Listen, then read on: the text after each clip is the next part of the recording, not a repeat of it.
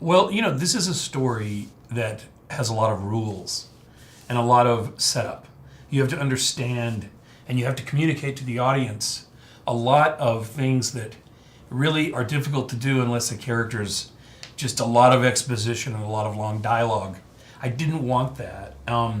Songs afford the opportunity to have characters sing about some of this stuff and in an entertaining way tell you this information. I think it's a more entertaining way to have to tell the intricacies of a world, to sing about them, give hints about it, but the audience doesn't feel like it's being just schooled the whole time. And we had fun with that. And Chris Lennertz and Glenn Slater, when I suggested that it be a musical, they had already written the first song and they were ready to go for more. So then we started structuring the movie based on songs and letting those be sort of the benchmarks that we would hit. And that's kind of the beauty of making a musical, is you have these great moments that you know are going to be good set pieces to work toward, yet still tell the story.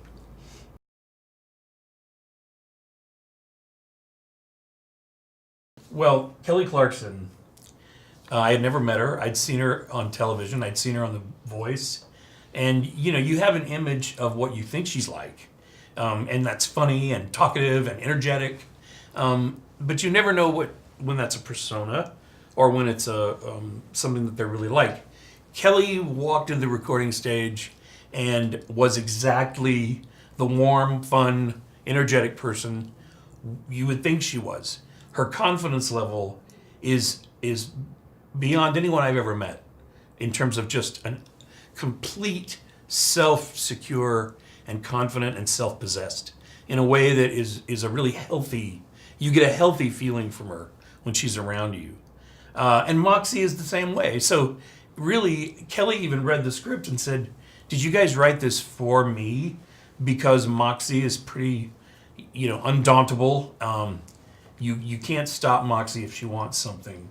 And I get the impression from Kelly that she's very much the same way.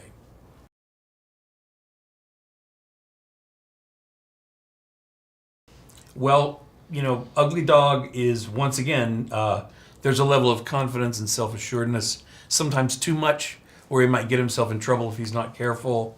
And when I met Pitbull and he talked, I thought, I have a feeling that he has some of those. He's very confident, but sometimes he might get himself in trouble if he's not careful. Those are all very funny aspects about both of them. And I think that he was able to step right into Ugly Dog and be this character because we really created Ugly Dog to be Pitbull. I mean, we really sort of tailored the character to him before we even met him. So we wanted that persona, that Pitbull persona.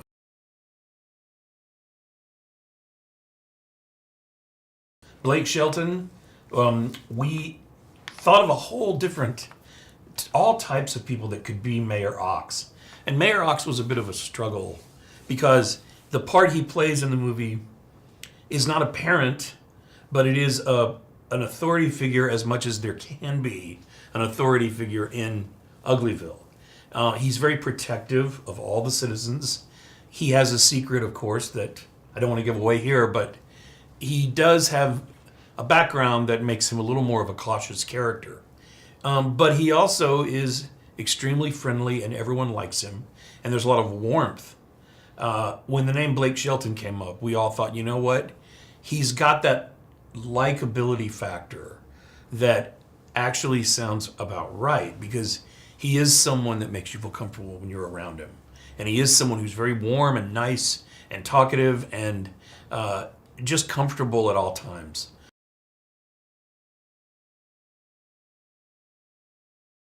Well, Janelle Monáe there's something so calm and comforting and I would just say generally nice about Janelle Monáe.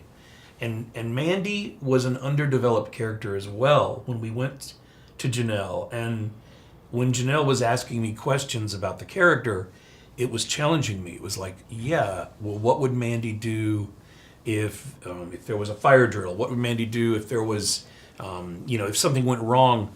Would she be someone who ran or would she help?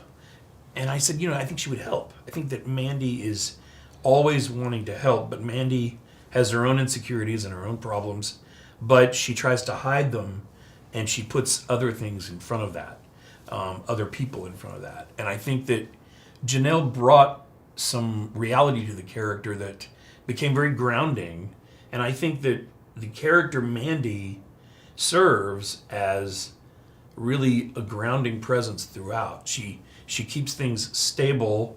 You care about her. She's got some secrets of her own, and I think that makes you sympathize with her. Janelle was able to tap into all of that and really gave a beautiful, sensitive performance that you believe.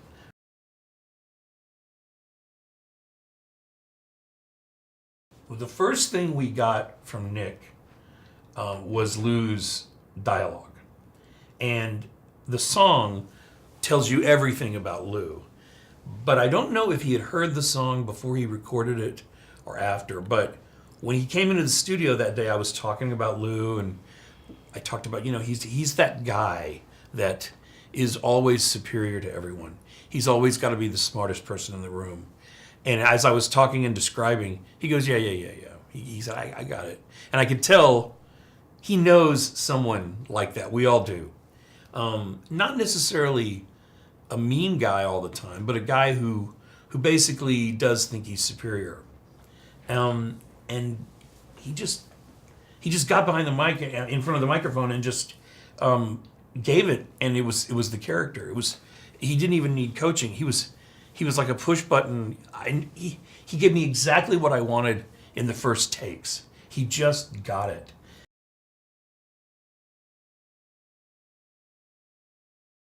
Well, aside from several really, really catchy, good songs that have meaning to them, I think they also have two very different worlds to explore. There's a little bit of, this movie has a little bit of the Goonies in it. There's a little bit of exploration to be done, and it's a group of friends who are sticking together. So there's a little bit of Stand By Me. There's a little bit of the Goonies. There's people that are faithful to each other and stand up for each other and help each other. But most of all, I think all of us are an ugly doll once in our life, and we see ourselves in the mirror one way, and other people see us another way. And I think it's an important message to realize that it's what you see in the mirror that's the most important.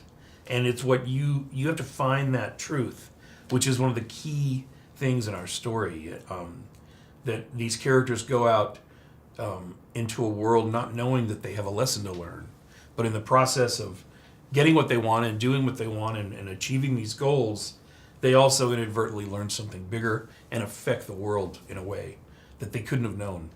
So I think those are all things we all should keep in mind as we go through life.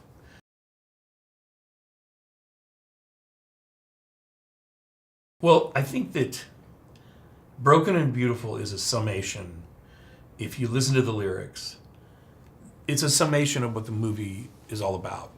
And that is, yes, I'm different. Yes, in your eyes, I may seem broken, but you know what? I'm still beautiful and I'm still great. And that's really, everyone has an inner beauty about them.